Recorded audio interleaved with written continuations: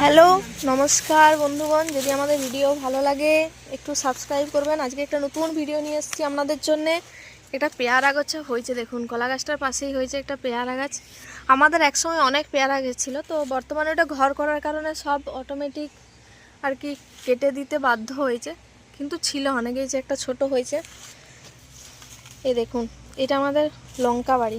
গাছগুলো কেমন হয়ে গেছে, একটু কুঠে কুঠে হয়ে গেছে গাছগুলো, কিন্তু মোটামুটি তাও ভালো হয়েছে। বাচ্চা এগুলো কি লঙ্কার গাছ রে, কালো না সাদা? এগুলো কালো লঙ্কার গাছ, ফুলও এসছে, কিন্তু গাছগুলো পাতাগুলো কেমন হয়ে গেছে। কি হয়েছে? ফলও এসছে, দুটো একটা লঙ্কাও ধরেছে। কই ধরেছে? ধরেনি গাইস, বাচ্চু মিথ্যা কথা বললে। আমিও আপনাদেরকে বলে দিলাম এখনো ধরেনি। গাছের অবস্থা খুব খারাপ, আদৌ ধরবে নাকি তাও জানি না।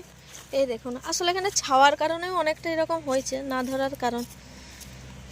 যদি এরকম ভিলেজ ভিডিও ভালো লাগে অবশ্যই আমাদের চ্যানেলটা একটু ফলো করবেন, যাতে গ্রো করে চ্যানেলটা। আর তার সাথে একটা কথা আপনাদেরকে অবশ্যই বলবো, সেটা হচ্ছে